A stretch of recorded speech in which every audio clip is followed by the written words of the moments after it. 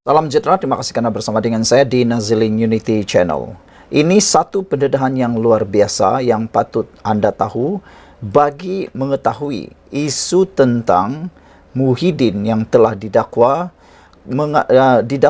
sebagai menghina keputusan yang di-Pertuan Agong. Akhirnya, Zahid Hamidi tampil memberikan penjelasan yang pastinya mengejutkan Muhyiddin Yassin. Kata Zahid Hamidi, Muhyiddin tidak cukup jumlah. Tiada jumlah yang cukup untuk jadi Perdana Menteri kerana 10 ahli parlimen daripada UMNO telah tanda tangan 2 SD. Pengerusi Perikatan Nasional PN Tan Sri Muhyiddin Yassin tidak pernah memiliki sokongan akuan bersumpah SD yang mencukupi untuk menjadi Perdana Menteri sejurus selepas pilihan raya umum ke-15 pada November tahun 2020.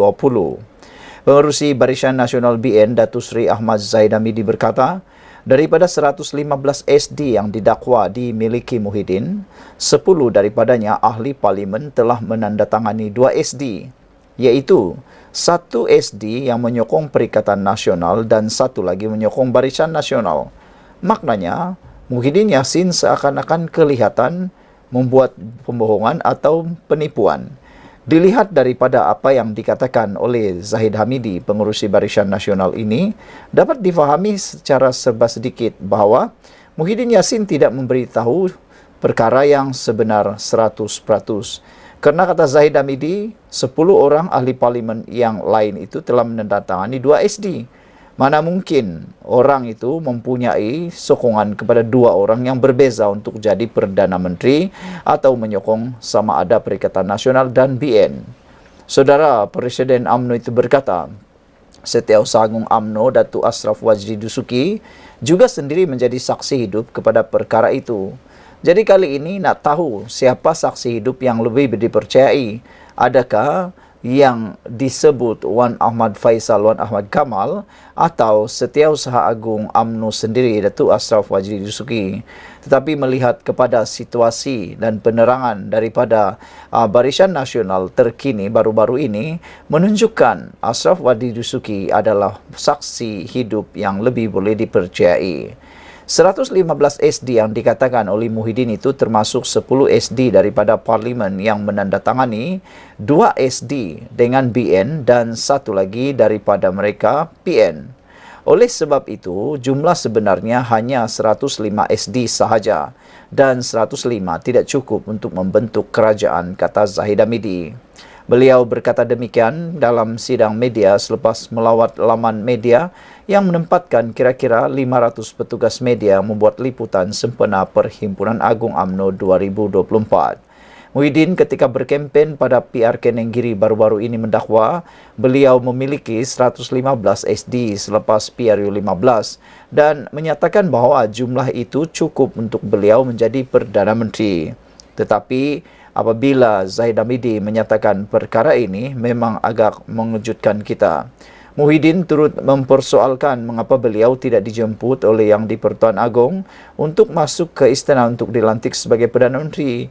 Memanglah tidak dipanggil, kata netizen, kerana Muhyiddin tak cukup jumlah, yang dia ada hanya 105. 10 lagi mempunyai pertindanan, iaitu menyokong 2 pihak. Menyokong Perikatan Nasional dan turut menyokong Barisan Nasional. Jadi, itulah yang diketahui sebenarnya oleh Yang di-Pertuan Agong. Yang di-Pertuan Agong cukup bijak untuk mengambil keputusan luar biasa itu. Ahmad Zahid Hamidi berkata setiap calon ahli parlimen BN pada ketika itu turut menandatangani 3 dokumen di hadapan Pesuruhjaya Sumpah disertai dengan rakaman video.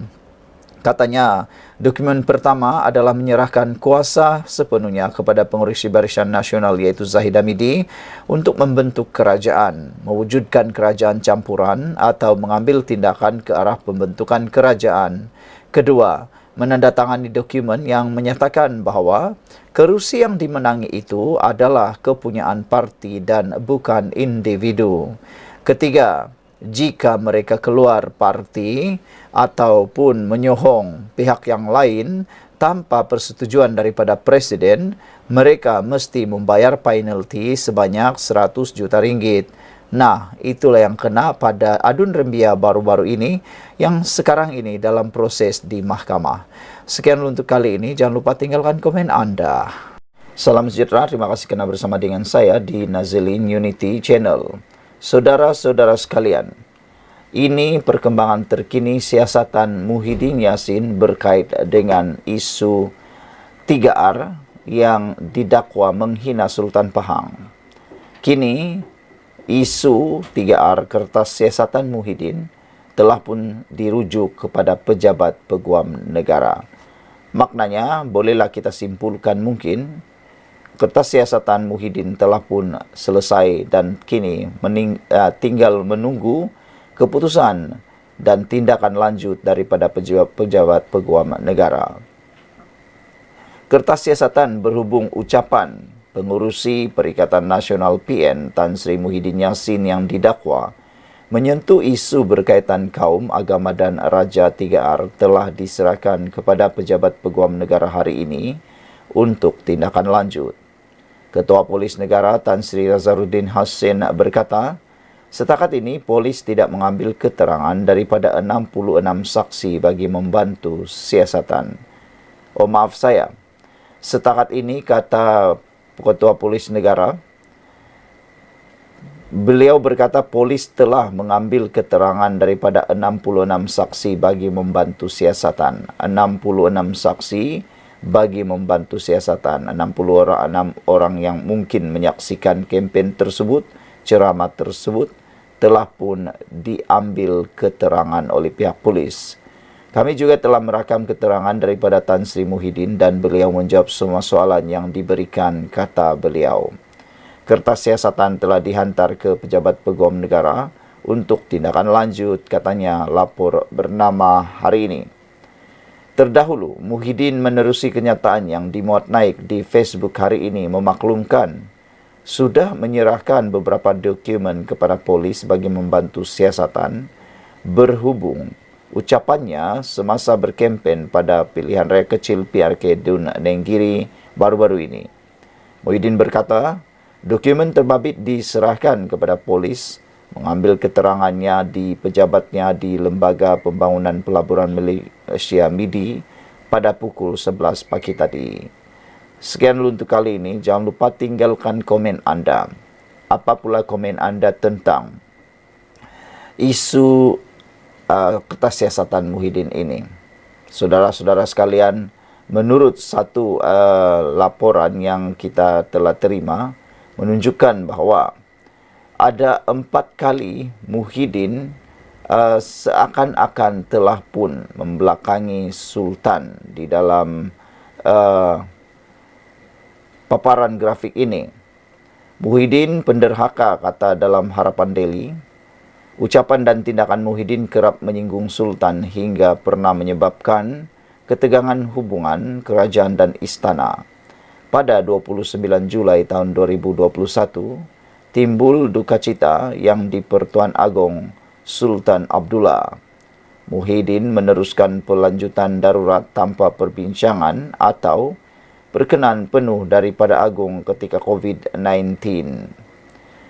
Selain itu, pada 12 September tahun 2023, Undang Teguran Sultan Selangor. Tindakan Muhyiddin mengeluarkan fatwa haram sekiranya mengundi calon PH ketika PRK Kulai mendapat teguran dari Sultan Selangor. Manakala pada 1 Ogos tahun 2023, Muhyiddin telah membuat ucapan berunsur 3R berhubung berkenaan isu kalimah Allah, walaupun Sultan Selangor telah bertitah larangan mempolitik, membangkit atau membahaskan isu tersebut, melanggar titah Sultan Selangor. Pada 19 Ogos tahun 2024 pula, telah pun mencetuskan murka Tengku Mahkota Pahang dengan didakwa memperlekeh dan mempertikai tugas serta peranan Sultan Pahang Sultan Abdullah ketika baginda menjadi yang di Pertuan Agong ke-16. Tinggalkan komen Anda untuk isu kali ini dengan paparan daripada Harapan Daily Muhyiddin penderhaka ini. Kita jumpa lagi. Bye-bye. Salam sejahtera. Terima kasih kerana bersama dengan saya lagi di Nazilin Unity Channel. Ini adalah berita terkini dan juga perkembangan terkini PRK Nenggiri. Selepas lebih daripada 5 hari, PRK Nenggiri selesai di mana Perikatan Nasional kalah teruk sehingga lunyai tersungkur ke tanah. Ini pula yang terjadi. Tak puas hati dengan keputusan itu, kini muncul pula dakwaan berlaku sogokan di Nenggiri. Perikatan Nasional akan hantar petisyen bantah kemenangan BN. Macam-macamlah. Selepas kalah, keluar pula isu sogokan. Selepas kalah, keluar pula isu petisyen. Tapi tak apalah, teruskanlah petisyen itu supaya keadilan dapat ditegakkan, supaya tiada yang teraniaya dan terbukti siapa yang benar-benar menang dan siapa yang benar-benar kalah. Yang menang jadi abu, yang kalah pun tetap jadi saudara-saudara sekalian. Dakwaan sogokan di Nenggiri, Perikatan Nasional akan hantar petisyen bantah kemenangan BN. Ketua Bersatu Kelantan Kamarudin Muhammad Nur mengesahkan pihaknya sedang mengumpul bukti apa yang didakwa sebagai sogokan dan ugutan ke atas pengundi. Macam-macam lah yang timbul. Ada sogokan pula, ada lagi ugutan. Perikatan Nasional PN sedang mengumpul bukti untuk memfailkan petisyen Dun Nenggiri dimenangi calon Barisan Nasional BN Azmawi Fikri Abdul Ghani 17 Ogos lalu. Ketua Bersatu Kelantan Kamarudin Muhammad Nur berkata, segala maklumat dikumpul termasuk dakwaan wujud sogokan dan ugutan kepada pengundi sepanjang kempen PRK berlangsung. Kata beliau, ya, akan file petition dan kami kini sedang kumpul semua bukti, katanya kepada FMT. Terdahulu, pengarah operasi PN PRK Nenggiri Anwar Musa membangkitkan dakwaan berlaku sogokan kepada pengundi dan salah guna aset kerajaan pusat sepanjang kempen.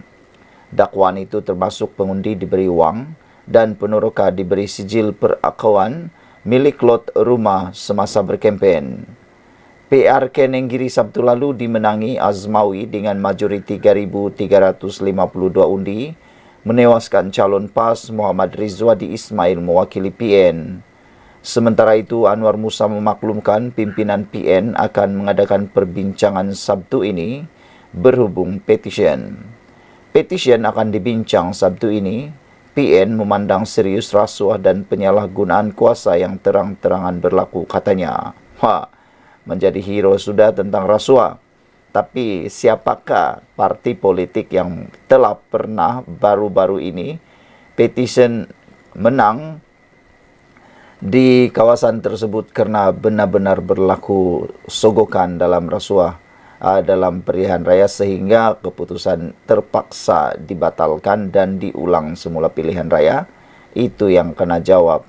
Itu yang perlu dijawab oleh Anwar Musa.